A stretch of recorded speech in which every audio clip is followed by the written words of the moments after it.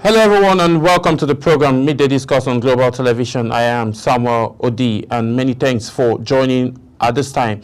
On today's edition of the program, we will be looking at the national issue which has been lingering for over 2 decades now, and it has been on the issue of the Constitution, the 1999 Constitution, which has been amended severally, but a lot of persons have actually come out, a lot of patriots have actually come out to say, let there be a scrap of this constitution based on the fact that it came directly from the military regime, and then it was forced down, as they argued and said, it was forced down the throat of Nigerians immediately during the 1999, when we gained civilian leadership in the May 29th, 1999. So all of this have been argued by different, critics, analysts, and as well. The Patriot now took a step forward to get to Mr. President just this past week and then have a conversation about the Constitution as well. Looking at the just concluded #End Bad Governance protest, which just raptured the whole country.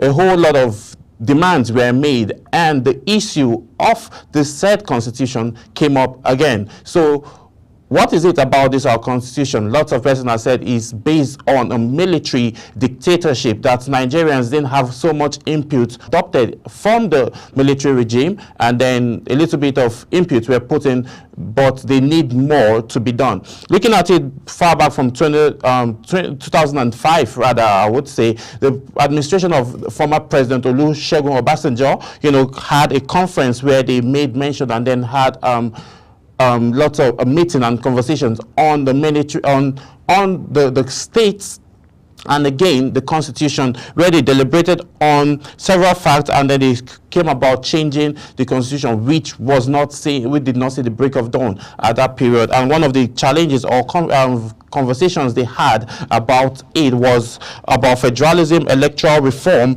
resource control, and the devaluation of power. That was the angle that they looked at. That was in 2005 by the led administration of former President Olusegun Obasanjo. Moving forward, fast forward all through to like 2014, there comes the administration of His Excellency late Umaru Musa Yar'Adua and the Goodluck Ebele Jonathan-led administration, where they had almost the same conference, where they had the issue of unity, national unity, governance and structure of federalism, in view. That was part of what they communicated about, because what they dwelled on during this period was the issue of national unity, because that was when we started witnessing the ravaging power of insurgency and kidnapping, banditry was ravaging over the country. So they were focused on that aspect, and also they also made mention of this constitution being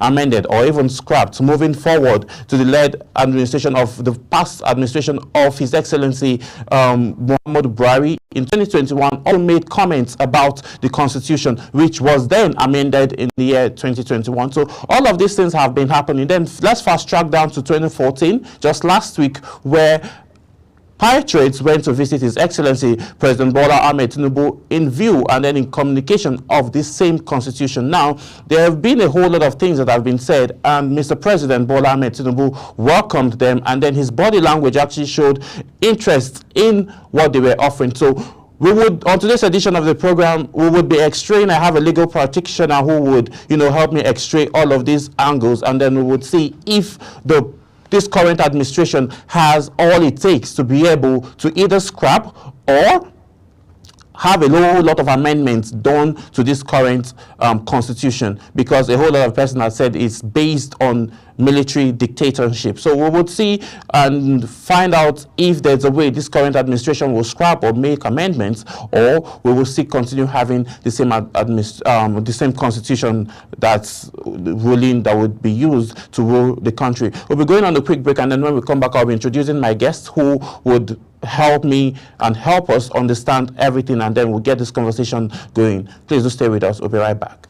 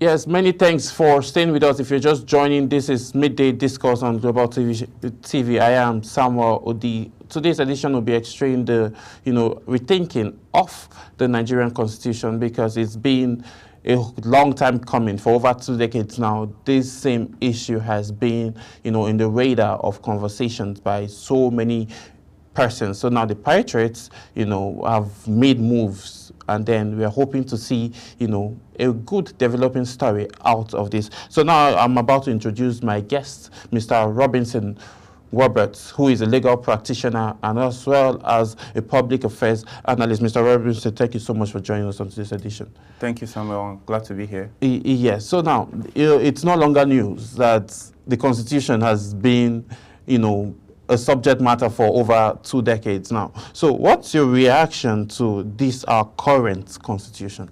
Do you think it's a military dictatorship kind of Constitution? I think the first question we should ask ourselves is, how did we come about this current Constitution that is currently in operation in Nigeria? We can recall that in 1998, after the unfortunate death of General Sani Abacha, General Abdul Salami Abubakar had to mount the saddle, even if some people said he reluctantly did so. And as much as possible, it seemed like he hurriedly wanted to hand over power to a civilian administration. And of course, in efforts to do that, prior to the handing over, they arranged these documents. They concocted this document that they call the Constitution of the Federal Republic of Nigeria in less than no time. It was actually hurriedly done. And it was done by the military. If you look at the preamble of the 1999 Constitution, it starts with the saying, "We the people of the Federal Republic of Nigeria having agreed." When did that happen? There was no meeting of the regions or any representatives of any region having a meeting, having a consensus on what should guide us as a country.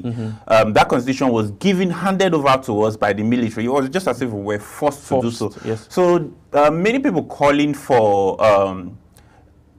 a revamping of the Constitution, doing away completely with the old one and bringing a new one that the people are actually going to agree on and say this is what we want to govern us, are doing that based on the premise that this Constitution is based on a fallacy. When they say we the people, it was never we the people. It was the military that just handed it over us. It was the 1999 Constitution was actually promulgated by decree and not any Constitution of the people. So that is why so many people, including legal experts, including myself, of course, are calling for a complete revamp. We do away with this Constitution and then give ourselves a Constitution to govern this country, where everybody, there will be a collective meeting of mind, people from either all the states or all the regions of the federation coming together and making an agreement on what we want to govern us as a country and as a people. Yeah, in the year 2005, and when the former president Olusegun Obasanjo, had these meetings and also spoke about a few national issues that he felt need to be addressed during his time for the past 25 years. Those about federalism and as well as electoral reform and resource control. So do you think now, based on this current Constitution, these issues now have been lingering, and then justice have not been done in terms of trying to have this said problem, resolved, looking at the challenges we're facing today?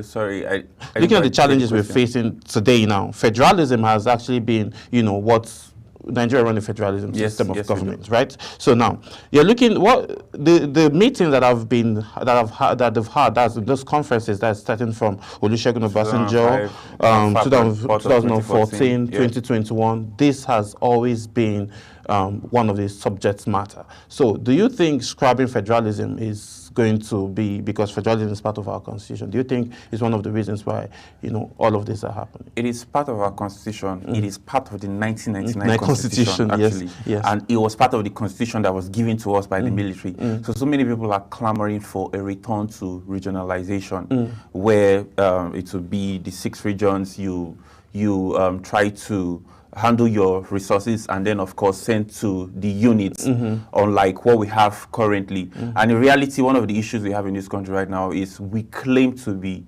practicing a federalism, while in reality we are not even practicing true federalism. Because if we are doing that actually, if we're actually following the 1999 Constitution, hook, line, and sinker as it ought to be, things would have been far better off. I don't think there would even be this much clamoring. Of course, there are hitches in the Constitution. There are areas that actually needed to be given attention to, because there are areas that politicians and some people take advantage of because it does not quite capture everything as it should be. So that's why some people are just calling for a total overhaul of the Constitution, where we can dissolve it and start afresh and agree on every single thing we want to do. If we say, okay, it's actually federalism we want to operate as a country, at that point in time when we have those meetings, and there are several calls for implementation of the confab report of 2014, of course, but it's the willingness of the political class to do that. Many of them, they know that it's probably not going to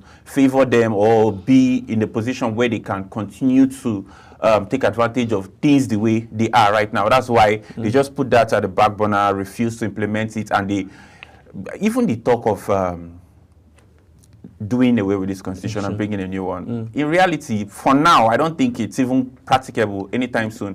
Because I heard you mentioning about the visit of the patriots the other day to the president. Yes. That was, of course, the front burner of the conversation they had with him. That it is high time we do away with this constitution we are currently operating, because it's not really working. And let's have something that we can agree as a people and work with. What was his response?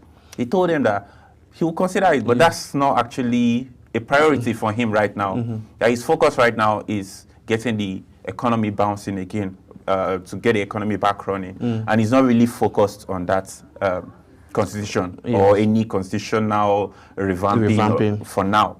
That's his response. And in reality, if you look at the body language of the president or even the members, majority of the members of the National Assembly, they are perfectly okay with the constitution the way it is. It grants, of course, immunity to the president and the governors of every single state.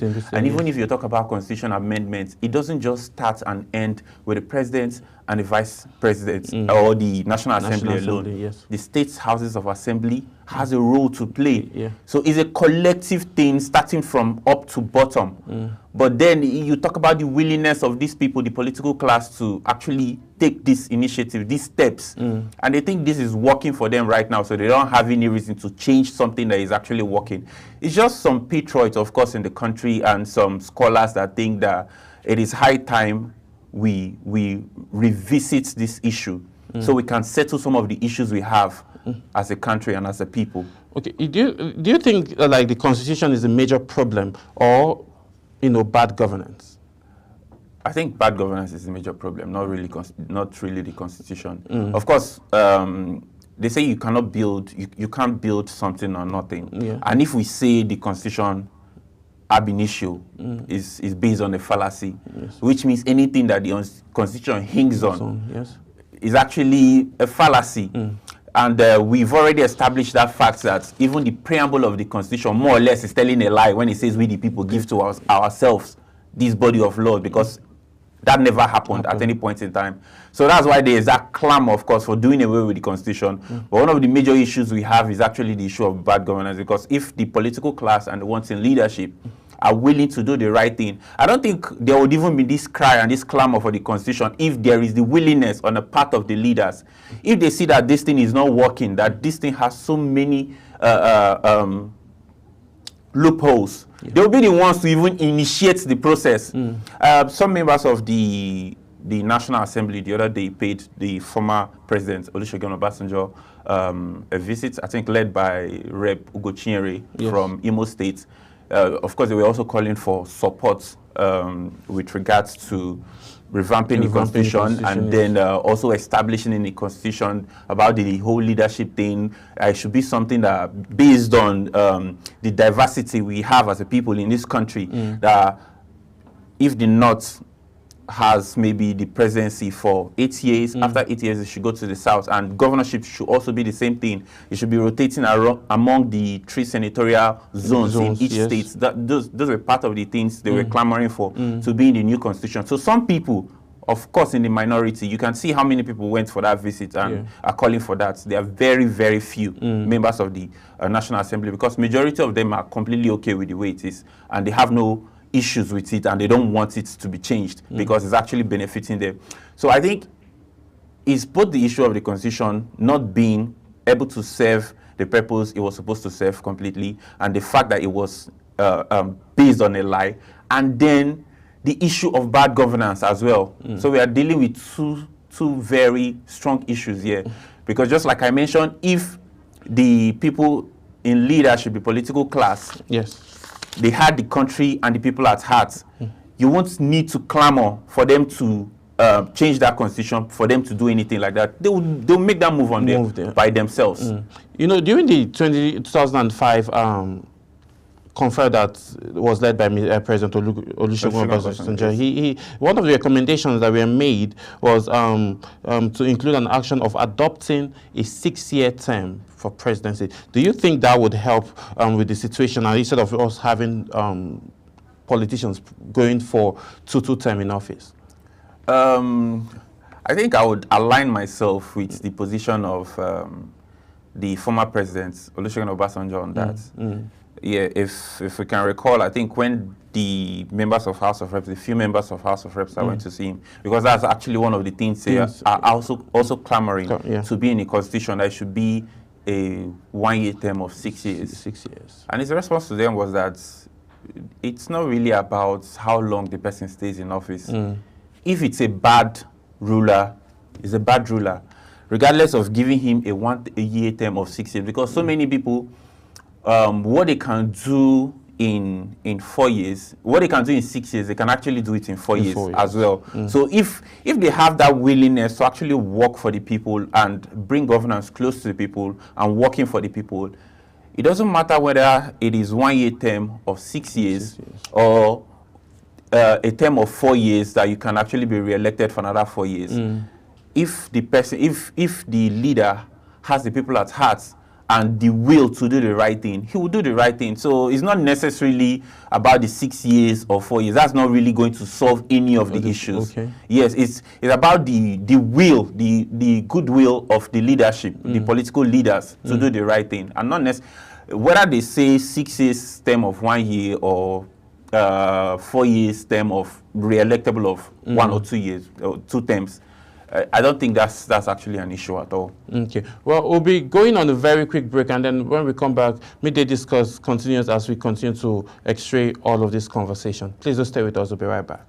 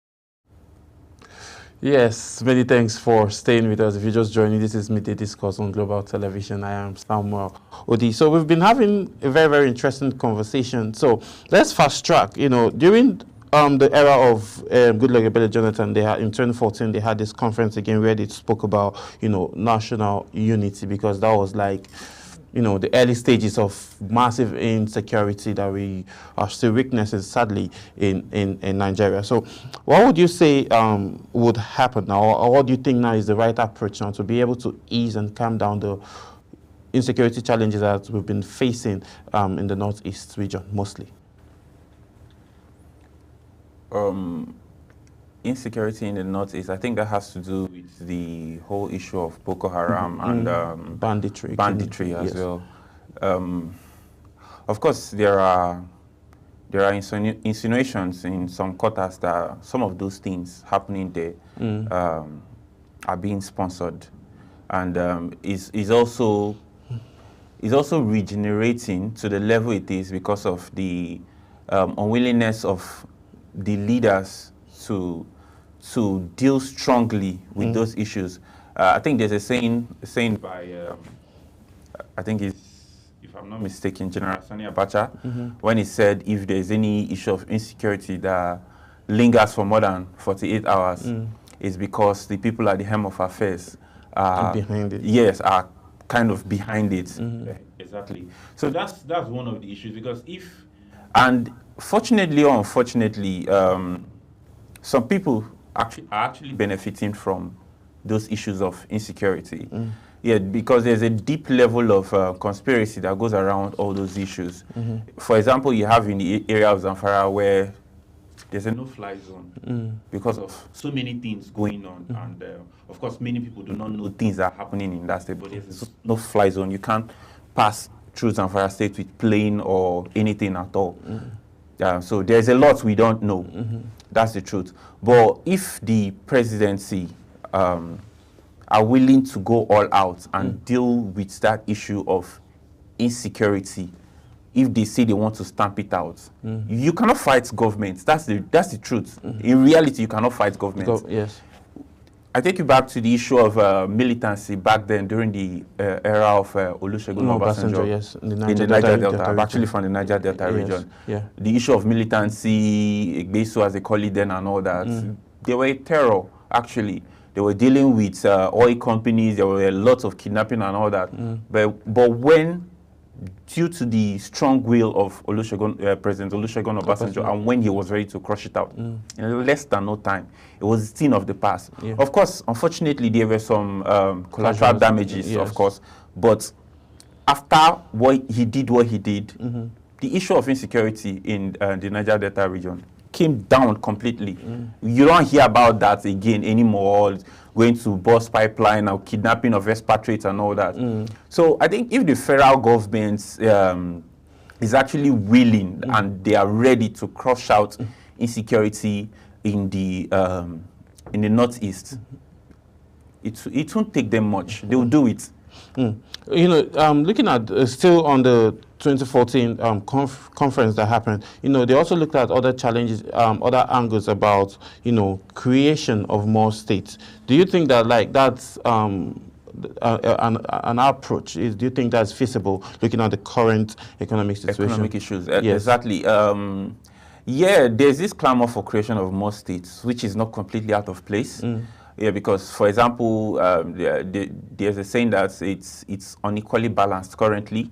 The Southeast just has 5 states, just Imo, Anambra, Abia State, Enugu, and Ebonyi State. So there's this, and of course they have the population as well to back it up if they are to be given an additional state. So there's this clamor to kind of balance it a little, create more states. And of course, one of the things that comes with creation of new states, it brings development to that area. For example, I remember many years ago when I was a child, there was the old River States and Port Harcourt with the headquarters. Yes. And then General Sani Abacha created Bayelsa State out of the old River States. And then the whole area of Yenagoa was more or less like a village back then. But because of the creation of a new state, of course, key government agencies had to be opened in Yenagoa. There was development. Development came to the area, and then, of course, there was also appointments given to many sons of Bayelsa State. And, of course, he brought developments to that area. Yes. So that's one of the good things of state creation. It will also bring governance close to the people. It will help enrich more people as well. But of course, you also have to consider the current economic challenges we have and the kind of states we run. Most of these states in the federation depend almost solely on the federal government, other than a few states like maybe Lagos states, Rivers states, and maybe Kano states that do very well in generation of their own internal revenue. Most of the other states wait for the government to give them handouts every month to give them federal allocation. And that's what they used to pay teachers, that's what they used to pay workers. Some of them are even owing workers for many, many months. So we also have to consider that if we are talking about creation of a new state, how are these states going to run? Especially, to me for now, and with the way the governors are running this country, of course, they place everything, all the blame, because the president is the figurehead, is the one everybody looks at. Everybody looks at the president, and if things are not going well, everybody blames the president. But in reality, most of these governors have a lot as well to answer for, because there are lots of resources in most of these states.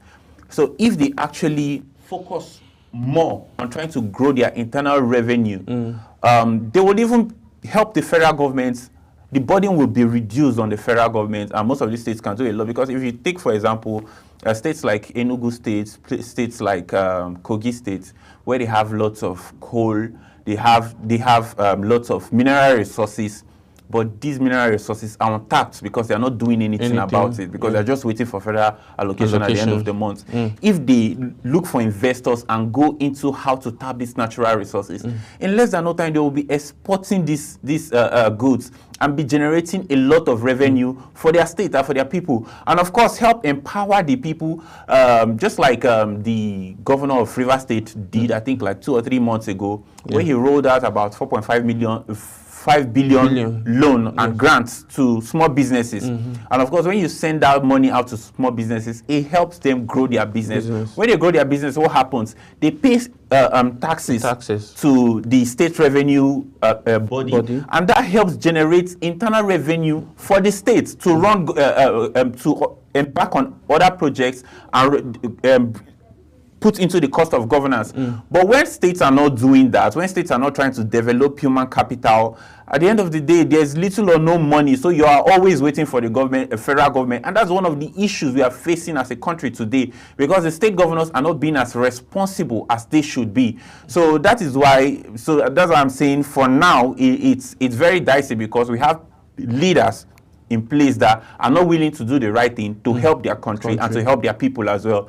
So for now, if the way things are and the economy, it's a good thing to call for creation of additional states for equity and for balance and to help for development as well. But with the economy right now, can that actually run? I don't think it's feasible to be real. Yeah, let's look at this angle now. You made mention of governors having to answer. Do you think that if this constitution should be changed, or if not totally scrapped, if it's being amended, do you think they should scrap or take away the governor's immunity? Actually, I don't think immunity should be taken away from either the governor or the president. Okay. Yeah, because even, as much as possible, you're trying to cover the federal system in the United States of America. And even in the American system, there is that immunity for governors and the president while in office. Because there's a lot these people do. There's a lot they are faced with. There's a lot of security intel they have that you don't have, that I don't have, that the common man on the street don't have. And there's a lot of decisions they have to take, sometimes on their toes, like without even having to think much.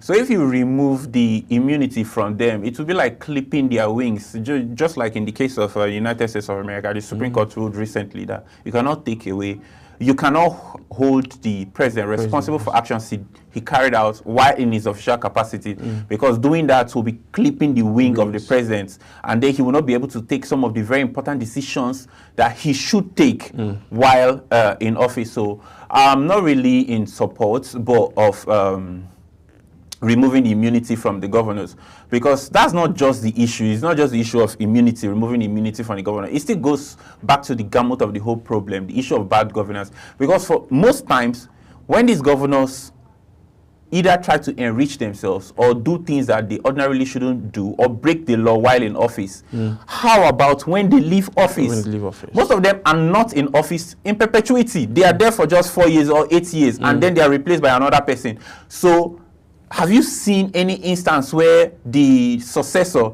decides to probe his predecessor? It seldom happens, except in the cases where maybe they want to try to, exactly, where they probably want to witch hunt the person. In some instances, they don't even do that because they know they will live there too tomorrow, and trying to probe your predecessor may open yourself as well to probe by your successor. So they don't do that at all. So it's not even about the issue of immunity, because immunity doesn't last forever. The immunity is just there while you are in power.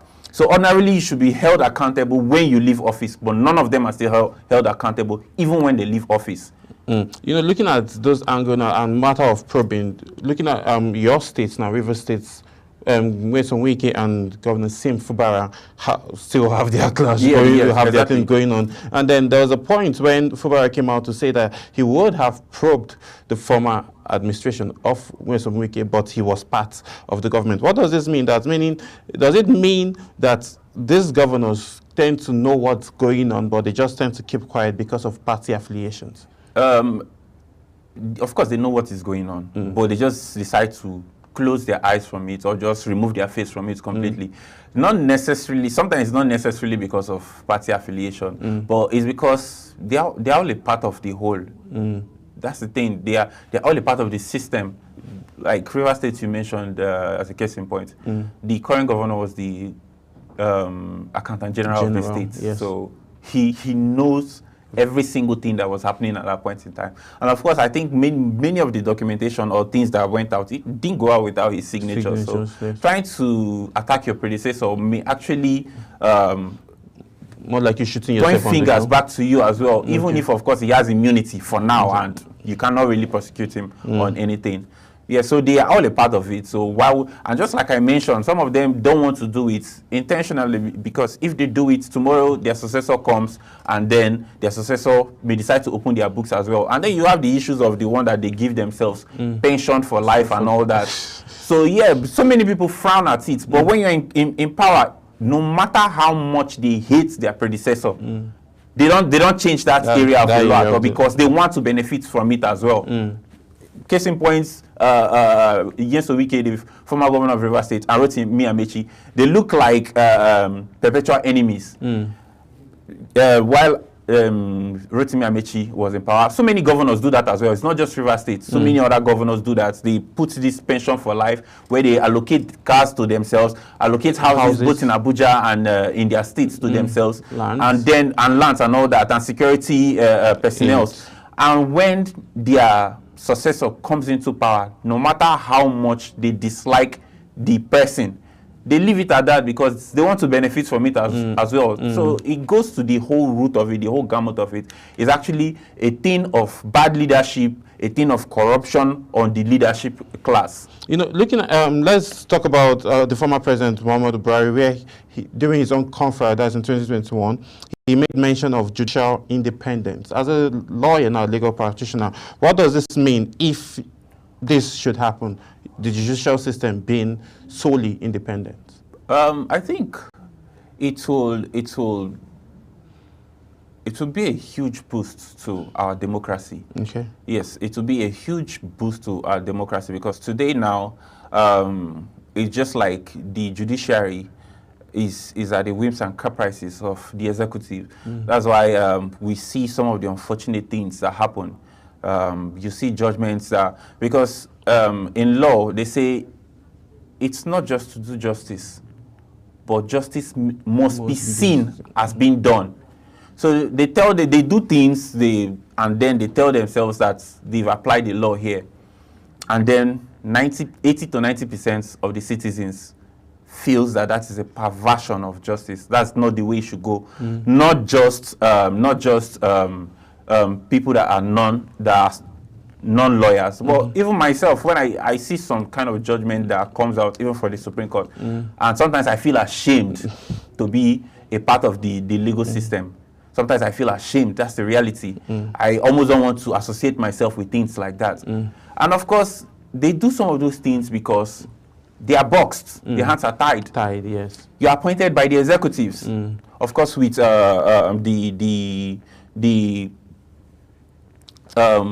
the Senate, yes, also giving approval as well, with the approval of the Senate. But you are appointed by the executive. You are nominated by the executives with inputs of the NJC as well. But if the executives does not approve your appointment, there's no way you become the Chief Justice of Nigeria or you become a Supreme Court judge in Nigeria. And then you also have the issues of both the politicians and members of the judiciary pushing their family members into the judiciary and try to push them up so they can give them favorable rulings and favorable judgments when they need it tomorrow, which is quite unfortunate. So I think it would be a big boost for our democracy if the judiciary is completely independent, appoints members on its own, and the president doesn't have the power anymore to just remove the Chief Justice of Nigeria or Supreme Court judges at his will, maybe because he thinks they are not doing things the way he wants them to do, or he doesn't think they will favor his cause. For example, the unfortunate things that happened in the Supreme Court when President Muhammadu Buhari held sway, the whole disgrace of the former Chief Justice of Nigeria, Walter Onego, which is quite unfortunate. These things don't happen in developed countries at all.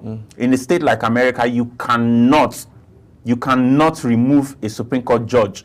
Talk more of removing the Chief Justice of Nigeria. So yeah, the calls for an independent judiciary is completely valid. I think it's long overdue as well.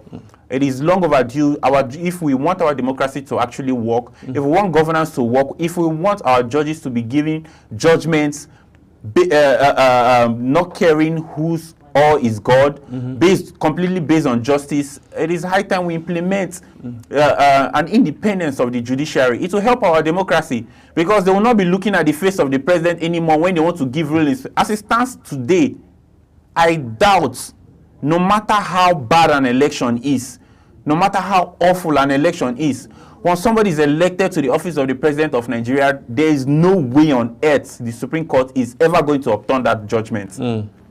It is never going to happen. But if the judiciary is completely independent and they are not fearing any consequence on the part of whoever is the president, they will dispense justice in a fearless way, not minding if they are going to be implicated in any one way or the other, because the president doesn't have power over them anymore. The legislature doesn't have power over them anymore. So I think it will really be good for our democracy and good for us as a people, good for us as a country, Nigeria, if independence of the judiciary is implemented. Okay, as we wrap up now, looking at the Constitution now, if you're given an opportunity to take out a bit of this Constitution, what would that be, and what would you replace it with?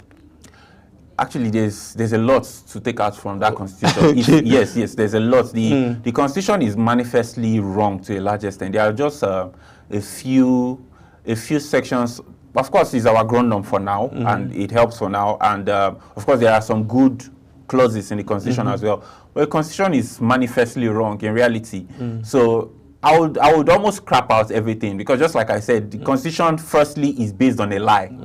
And you cannot place something on nothing. It's based on a lie. It's based on a fallacy. Our 1999 Constitution, as of today, is based on a fallacy. So it will be a total revamp. It will be a total revamp. And of course, the issue of independence of the judiciary, section 271 of the Constitution, are all areas that needs to be revisited. Especially things concerning the judiciary. And unfortunately, just like I said, there are lots of loopholes in that Constitution that gives people the opportunity to take advantage of it, and of course get all the unnecessary injunctions that they run to court to get. Of course, they will refer to the Constitution, but it's areas that either does not completely provide for what should happen in an event of one circumstance or the other.